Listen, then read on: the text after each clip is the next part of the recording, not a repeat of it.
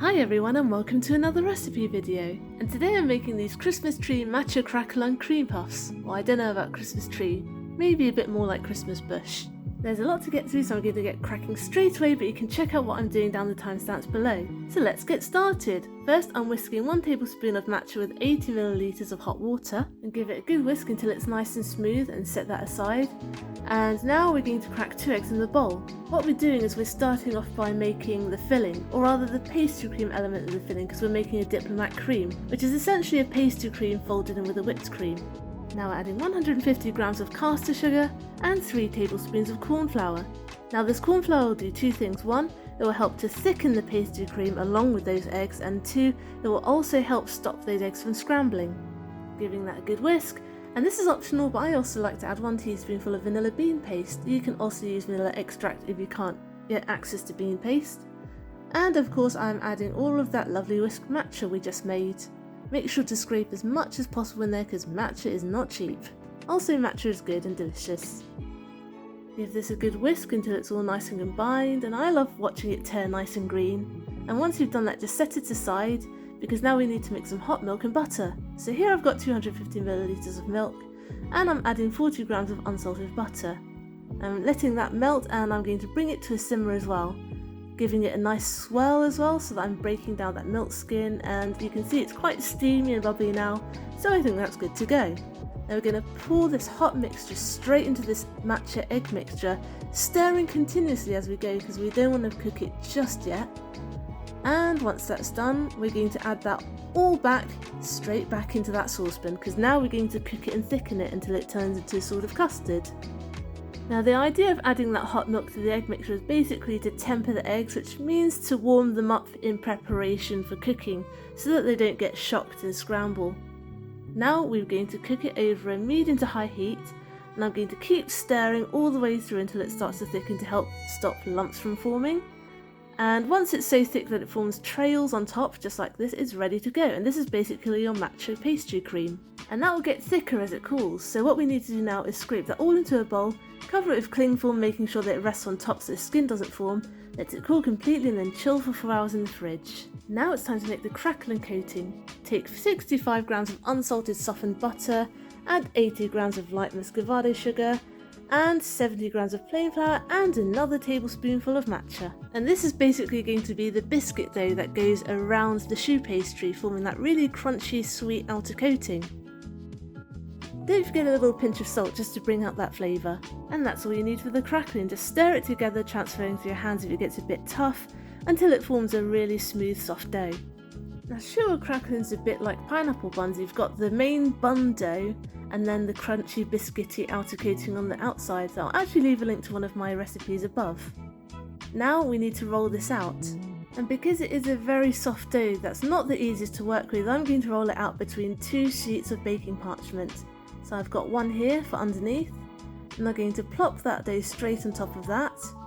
And then on top of that one, I'm going to lay another sheet of baking parchment, and I'm just going to use my rolling pin over those 2 sheets. Then I don't have to handle it or worry about breaking the dough, because it is really squishy, as you can see. Once it's about 3mm in thickness, you're going to want to pop it in the fridge or freezer to chill it until it's fully solidified, because we're going to need to cut out some shapes, and at the moment it's too soft, so chill it until it's solid. Now to make the actual choux pastry, we're taking 60 grams of unsalted butter, 120 milliliters of water, 3 teaspoonfuls of caster sugar, and a little pinch of salt, and we're going to melt that together on a medium heat until it starts simmering. And just appreciate the gorgeousness of the butter melting there. Once it's simmering, turn the heat off for a second and add 80 grams of plain flour and give it a good stir until it's nice and smooth and there are no lumps. And once it is, switch the heat back on and cook it even more until it clumps together and forms a really smooth dough. And this is the base of your choux, but we're not quite done yet. We need to let it cool a little bit before adding the eggs. So once it's reached this stage, leave it to cool a little. In the meantime, I decided to make some gold chocolate stars. So I cheated and got some shop-bought chocolate stars here. And at the moment I'm using both milk chocolate and white chocolate and spraying them with edible gold spray. But it's not really going as I planned because the chocolate's so smooth, it's just running straight off of them. So what I decided to do was to sort of dab them with some kitchen towel, and actually I thought that looks quite pretty because it's quite a rough finish. and it looks prettier on the milk chocolate than it does on the white, so I decided to put those away for another time. I eat them in the background when no one's watching, and just do pure milk chocolate ones. So I carried on dabbing and spraying until they were all evenly coated with edible gold luster dust, and I'm letting those dry. Now it's finally baking time. Preheat that oven to 180 degrees C. And this is going to be our starting temperature. When the choux base is cooled down but it's still a little warm, it's time to add 2 eggs, and we're going to add them in one by one. And I've stated small to medium here. I don't usually mind what size egg you use, but here if it's too large then it's going to be too liquid and you don't need that much liquid in this dough. So small to medium eggs will do here. And like I said, add them one by one because the dough does try to fight back when you add them in. As you can see here, it looks a bit lumpy at first, but keep going and it will go nice and smooth and pipeable, which is exactly what you want. And once you're done mixing, you are going to scoop that in the piping bag, either with a round nozzle or with no nozzle at all, it doesn't really matter. Now we're going back to our crackling dough, and you might recognise that I'm using different baking paper here than I filmed. This is because this is actually the 3rd time I made these. I could not get the oven temperature right at first because I'm using a different oven to when I originally made these a few years ago, and my new oven is much hotter than my old one, so I did have to adjust the recipe a bit and do a bit of trial and error. So do keep an eye on your choux in the oven too. Now I'm going to stamp out 20 discs. I'm actually going to re-roll out that extra bit to make 20 in total because we're going to make 20 puffs. And leave these in the fridge because we don't want them to get too smushy and soft while we pipe out the choux. And while we let those rest in the fridge again, we're going to pipe out 12 blobs of choux. And I'm going to do this on 2 baking sheets. Here I have 16. And then on a separate one I'm going to do an extra 4 and evenly divide the dough between those. Make sure you leave plenty of room for them to spread out too. Now we're going to very lightly press a crackling disc on top of each one. Only do it for the tray you want to bake though, because the longer you leave that crackling out the softer it gets, so you only want to put it on just when you want to bake the actual tray. We're going to bake these at 180 degrees C for 10 minutes, but then lower down the heat to 170 degrees C and then bake for a further 15 minutes, and then finally reduce it again down to 130 degrees C and bake them for 15 last minutes to make sure the inside's nice and dry because we don't want these collapsing. And then we're going to leave them to cool completely. The last thing left to do is to finish off making that diplomat cream, which is super easy. Take 300 milliliters of double cream and we're going to whip this until it forms soft peaks. I like to use a balloon whisk rather than an electric hand whisk because then I can judge more easily that it's reached soft peaks, because I don't want to over whip it until it becomes butter. And this is just about ready.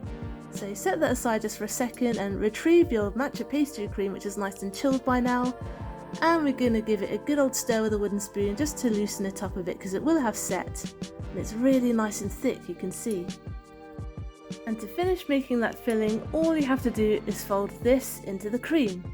You could actually add another tablespoon to the cream while you're whipping it if you want it even stronger, but I don't think it's really necessary because the cracklin's actually quite strong in matcha flavour, so if you want an overall crowd pleaser that's not too strong in matcha, then this will do.